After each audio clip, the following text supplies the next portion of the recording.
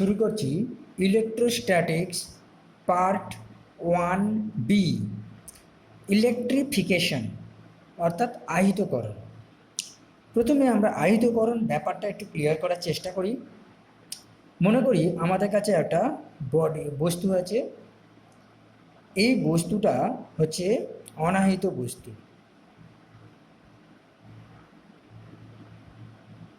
অনাহিত বস্তু অর্থাৎ uncharged particle, uncharged body. তাহলে আমরা বলতে পারি এই বস্তুর মধ্যে মোট আধানের পরিমাণ 0। যে কোনো উপায়ে আমরা এই বস্তুটাকে চার্জ করব। এই বস্তুটাকে যে কোনো উপায়ে আহিত করার পর এক নম্বর, বস্তুটা চারিদিকে পজিটিভ আধান সঞ্চার হবে বা সৃষ্টি হবে, ফলে বস্তুটা হবে পজিটিভ চার্জড বডি হয়েছে। আর 2 নম্বর কি হতে পারে, নেগেটিভ হতে পারে, বস্তুটি নেগেটিভ চার্জড হতে পারে। তাহলে এমন উপায় নিতে হবে যাতে পজিটিভ চার্জড বডি হতে পারে অথবা নেগেটিভ চার্জড বডি হতে পারে। ঠিক আছে, তো কি কি সেই উপায়, এই উপায়গুলো আমরা আজকে মেইনলি আলোচনা করব। তো শুরু করি। মোটামুটি 3টে পদ্ধতি আছে। 3টি পদ্ধতির দ্বারা একটা অনাহিত বস্তুকে চার্জড বডিতে পরিণত করতে পারি। তো 1 নম্বর, 2 নম্বর এবং 3 নম্বর করে আলোচনা করব। ইলেকট্রিফিকেশন মেথড বা আহিতকরণ পদ্ধতি।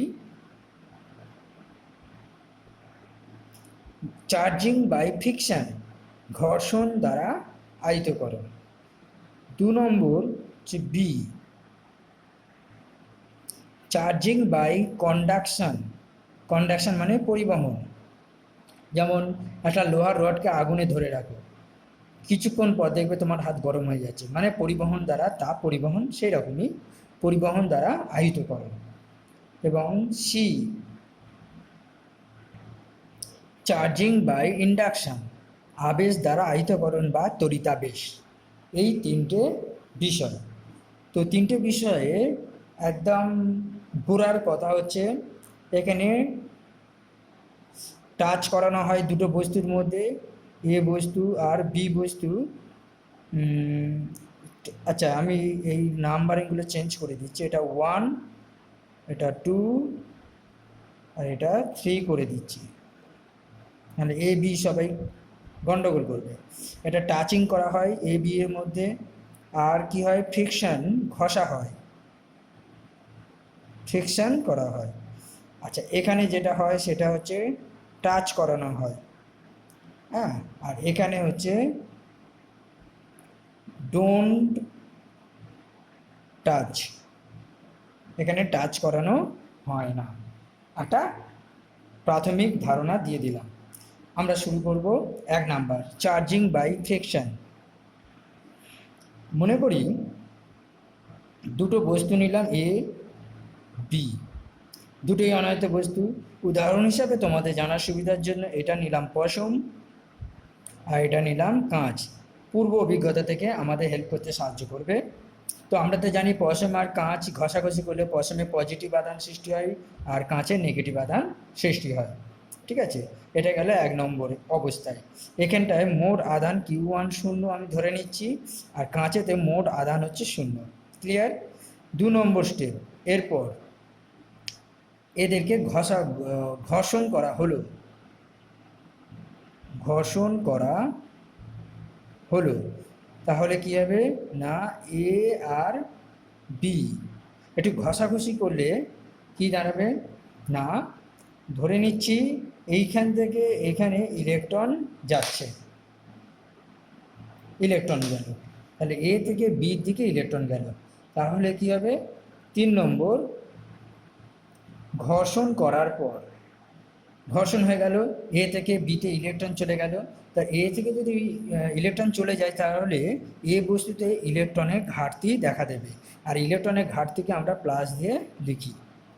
তাহলে বোঝাই যাচ্ছে যে এটা হচ্ছে পজিটিভ আধানগ্রস্ত বস্তুতে পরিণত হয়েছে। আর যে বি বস্তুতে যেহেতু ইলেকট্রন গেছে, তাহলে বি বস্তু হচ্ছে ইলেকট্রন প্রাধান্য বৃদ্ধি পাবে এবং সেটা হচ্ছে নেগেটিভ বস্তুতে পরিণত হলো। এইভাবে চার্জিং বাই ফ্রিকশন অর্থাৎ ঘর্ষণের দ্বারা দুটোই অনাহিত বস্তু, এরা হচ্ছে অনাহিত বস্তু।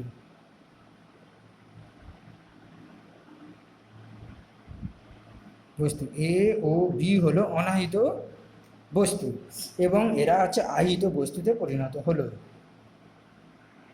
ক্লিয়ার? আহিত বস্তুতে পরিণত হলো। এখানে বিশেষ জটিলতা নেই। আমরা বেঞ্জামিন ফ্র্যাঙ্কলিনের যে তড়িৎ যে শ্রেণীটা আমরা পড়েছি, একবার দেখিয়ে দিচ্ছি।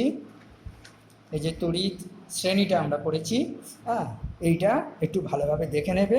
যে হায়ার অর্ডারে থাকবে সে পজিটিভ, আর যে লোয়ার অর্ডারে থাকবে সে নেগেটিভ আধানগ্রস্ত বস্তুতে পরিণত হবে। ক্লিয়ার? চার্জিং বাই কন্ডাকশন অর্থাৎ পরিবহন দ্বারা আহিতকরণ, এই ব্যাপারটা বোঝানোর আগে কিছু সাধারণ কনসেপ্ট দেওয়ার চেষ্টা করছি।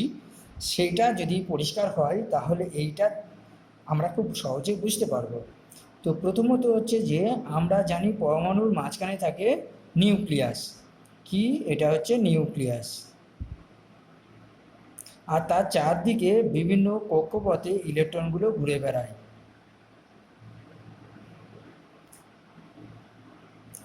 ঠিক আছে? আর সবচেয়ে বাইরের কক্ষপথে যে ইলেকট্রনগুলো থাকে সেই ইলেকট্রনের প্রতি এই নিউক্লিয়াসের আকর্ষণ বল অনেকটা কম এবং দুর্বল হয়। 1 নম্বর কক্ষপথে ইলেকট্রনের প্রতি প্রবল আকর্ষণ থাকে, কিন্তু দূরের ইলেকট্রনের প্রতি আকর্ষণ বল দুর্বল হয়। ঠিক আছে? তো সহজেই কি হয় যে এই দুর্বল ইলেকট্রনগুলো এই শেষ কক্ষপথের ইলেকট্রনকে বলা হয় যোজ্যতা কক্ষের ইলেকট্রন।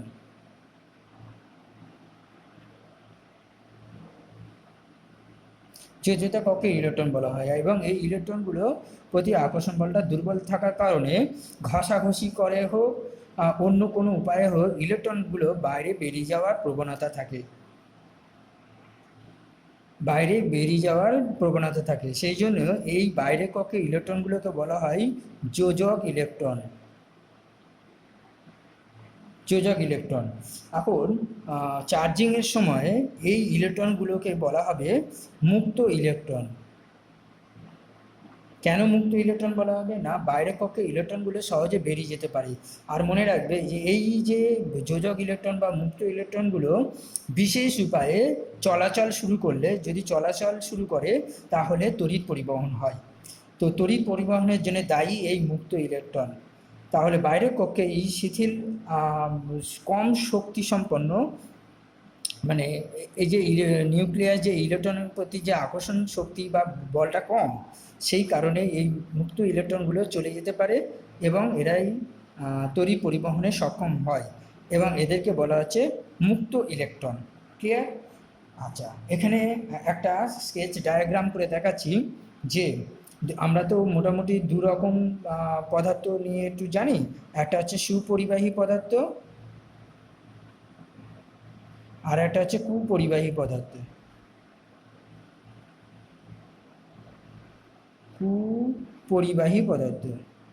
ঠিক আছে? এখন সুপরিবাহী পদার্থ আর কুপরিবাহী পদার্থের এই যে মুক্ত ইলেকট্রনের যে বেরিয়ে যাওয়ার প্রবণতা বা চলাচলের প্রবণতা কীরকম থাকে সেটা একটা ধারণা দেওয়ার চেষ্টা করছি।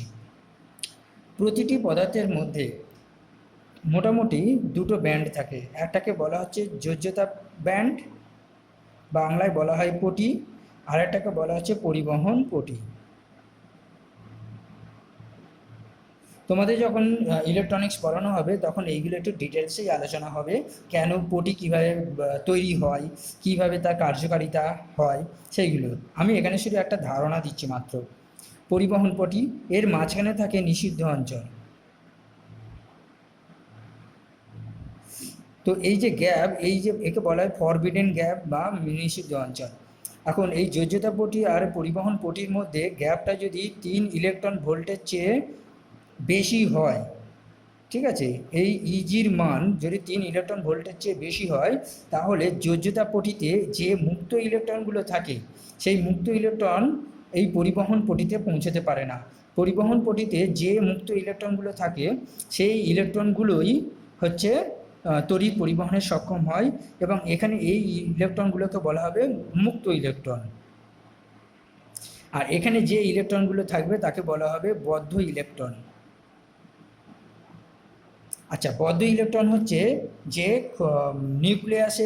নিউক্লিয়াসগুলো এই ইলেকট্রনগুলোকে প্রবল শক্তিতে আকর্ষণ করে, ফলে এই বদ্ধ ইলেকট্রনগুলো তড়িৎ পরিবহনে সক্ষম হয় না। কিন্তু পরিবহন পটিতে যে ইলেকট্রনগুলো থাকে সেগুলোকে মুক্ত ইলেকট্রন বলা হয়, এবং এই ইলেকট্রনগুলো চলাচল শুরু করে তড়িৎ পরিবহনে সক্ষম হয়। সেই জন্য পরিবহন পটিতে উপস্থিত মুক্ত ইলেকট্রনগুলি তড়িৎ পরিবহন করে এবং তাদেরকে বলা হবে সুপরিবাহী পদার্থ।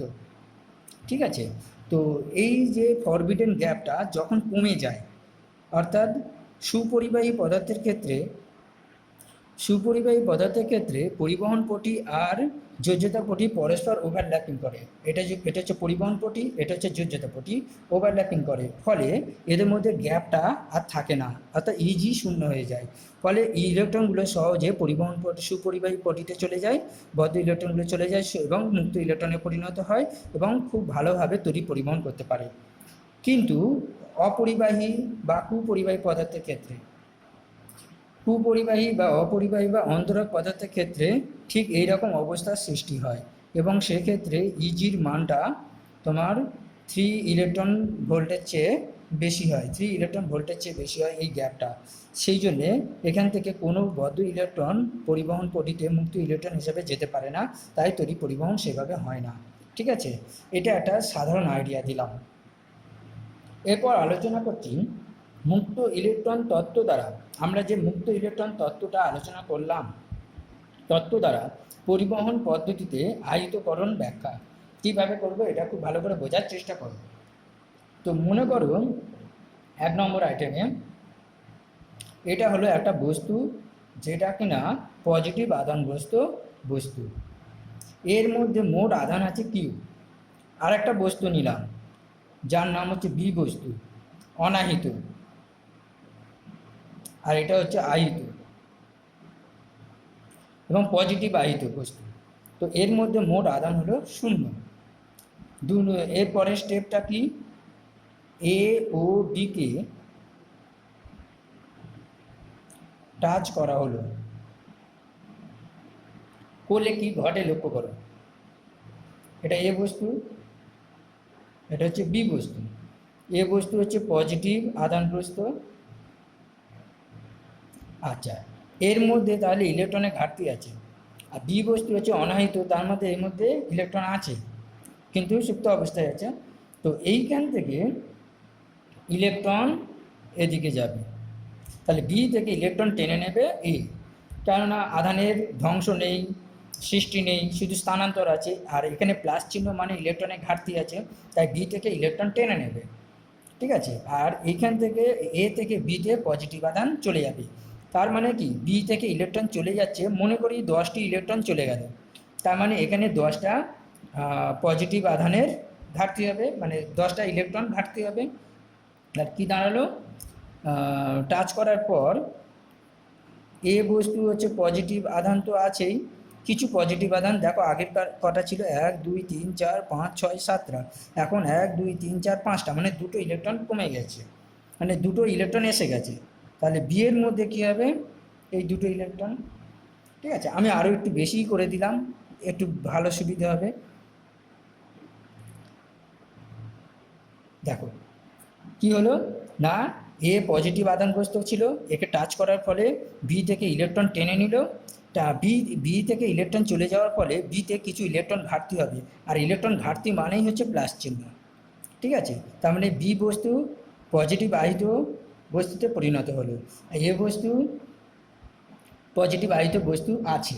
ঠিক আছে, হ্যাঁ, আধানের মানটা হয়তো কমেছে, প্লাস চিহ্নটা কমে গেছে, যতগুলো প্লাস চিহ্ন কমেছে ততগুলো প্লাস চিহ্ন ধরো এখানে আছে, এখানে সংখ্যাটা কোনো 1 2 3 4 5 6 7 8 9 10 11টা।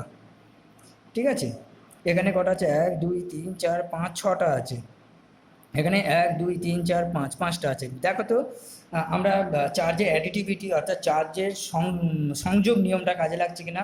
6 আর 5 কত হলো, 11। 6 5 11টা হলো। ব্যাপারটা বোঝাতে পেরেছি? তো এমনি সংখ্যা ফর্মুলা দিয়ে যদি করি, মোট আধান হচ্ছে কিউ।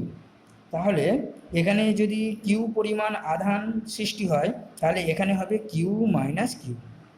আশা করি বোঝাতে পেরেছি। মোট কিউর মান হচ্ছে 11, তাহলে কিউ থেকে, আর এই কিউর মান হচ্ছে 5, এই কিউর মান হচ্ছে 5, তাহলে এখানে 11 থেকে 5 বাদ দিলে 6। আশা করি বোঝাতে পেরেছি।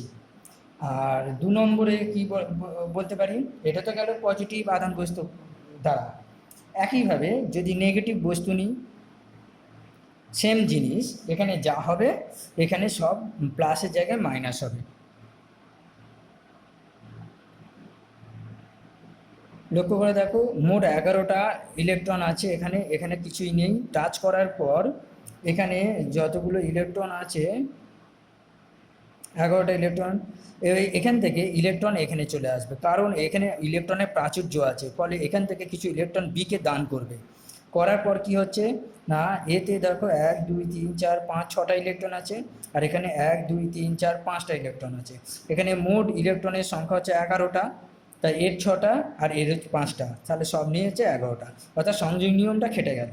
তো মনে করি এই বস্তুতে মাইনাস কিউ আধান আছে, তাহলে এখানে হচ্ছে মাইনাস কিউ আধান, ঠিক আছে, আর এখানে হচ্ছে মাইনাস কিউ আধান অর্জন করলো, যেহেতু নেগেটিভ সেই জন্য মাইনাস সিম্বলটা দিলাম। তাহলে এই কিউ থেকে কী হবে, এই কিউ থেকে এই কিউ বাদ চলে যাবে। ওকে, তাহলে কিছু পরিমাণ কমবে। তা এই দুটো যোগ করলে, দেখো কি দাঁড়ায়, মাইনাস কিউ, এটা হচ্ছে যোগ করলে মাইনাস কিউ, এটা প্লাস কিউ, এটা মাইনাস কিউ, তাহলে মোট মাইনাস কিউ, অর্থাৎ অ্যাডিটিভিটি অর্থাৎ সংযোগ নিয়মটা খেটে গেল। এইভাবে মুক্ত ইলেকট্রন তত্ত্ব দ্বারা পরিবহন পদ্ধতিতে বস্তু আহিতকরণ করা হয়।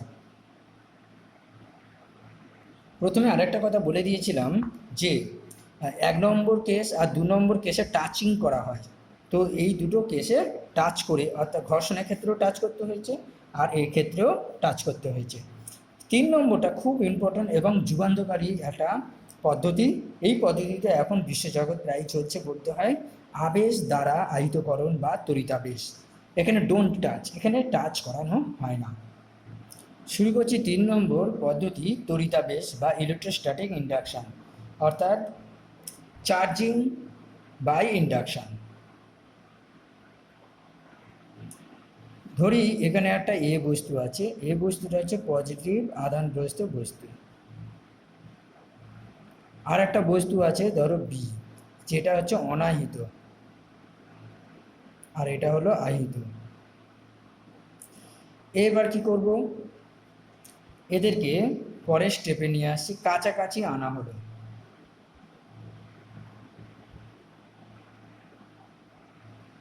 এই বি বস্তুটাকে এর খুব কাছে নিয়ে এলাম, এই বস্তুটা হচ্ছে চারিদিকে প্লাস আধান আছে, তাহলে বি বস্তুর ভিতরে কি সৃষ্টি হবে, বি বস্তুর ভিতরে খুব ভাইটালি মনে রেখো, এ বস্তু যেহেতু পজিটিভ, বি বস্তুর ভিতরের দিকে বিপরীত আধান সৃষ্টি হবে, অর্থাৎ মাইনাস আধানের সৃষ্টি হবে, ঠিক আছে, মাইনাস আধান সঞ্চার হবে। আর উল্টো দিকে, অর্থাৎ এর ঠিক বিপরীত দিকে, এর কাছে হচ্ছে এই প্রান্তটা, তার উল্টো দিক হচ্ছে এই প্রান্তটা, এইখানটা এ বস্তুর সম আধান আহিত হবে, আর কাছের প্রান্তে অর্থাৎ নিকট প্রান্তে এ বস্তুর বিপরীত জাতীয় আধানে আহিত হবে, ঠিক আছে। খুব মজার ব্যাপার এটা। তো এখানে আমরা কয়েকটা টার্ম আলোচনা করব, টার্মগুলো লিখে রাখছি। এখানে দেখো, প্রথম টার্ম হচ্ছে আবেশী আধান, ইনডিউসিং চার্জ, আর 2 নম্বর পয়েন্ট আবিষ্ট আধান বা ইনডিউসড চার্জ। এখন আবেশী মানে কি, আবেশী হচ্ছে প্রথম যে বস্তু যার মেন যে চার্জগুলো আছে, আসল চার্জ, এক কথায় বাংলা ভাষায় বলা যায় আসল চার্জ তোমাদের ভাষায়। তো এই চার্জটাকে বলা হবে ইনডিউসিং চার্জ, ক্লিয়ার? আচ্ছা, আবিষ্ট আধান, আবিষ্ট মানে যাকে বশীকরণ করা হয়েছে, যাকে আষ্টেপৃষ্ঠে কাছে আনা হয়েছে বা তৈরি করা হয়েছে, সৃষ্টি করা হয়েছে। কোনটা না, বি বস্তুতে এই যে চার্জগুলো সৃষ্টি হয়েছে একে বলা হবে আবিষ্ট আধান বা ইনডিউসড চার্জ। তাহলে এটাকে বলা হবে, তাহলে ইনডিউসড বডি কাকে বলবো, এটাকে একে বলবো ইনডিউসড বডি। আর ইনডিউসড পার্টিকেল, তাহলে বিকে বলা হবে ইনডিউসড পার্টিকেল। অর্থাৎ যার মধ্যে আসল আধানটা আছে সেটা হচ্ছে ইনডিউসিং চার্জ বা আবেশী আধান, আর যার আবেশের ফলে যে বস্তুর মধ্যে এই চার্জগুলো সৃষ্টি হয়েছে তাকে বলা হবে ইনডিউসড চার্জ। ক্লিয়ার? তাহলে সংজ্ঞা হিসাবে কি বলা যেতে পারে, সংজ্ঞা হিসাবে বলা যেতে পারে যে যে আধানের প্রভাবে আবেশ সৃষ্টি হয়েছে, অর্থাৎ এই যে বিষয়টা, এই বিষয়টাকে বলা হচ্ছে আবেশ।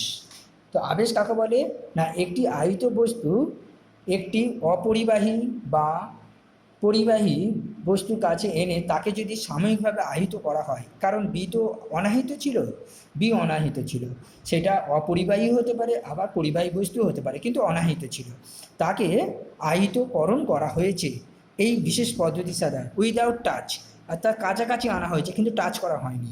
এইভাবে যদি একে আহিত করা হয় তাহলে এই পদ্ধতিকে বলা হবে তড়িতাবেশ বা ইলেকট্রোস্ট্যাটিক ইনডিউস।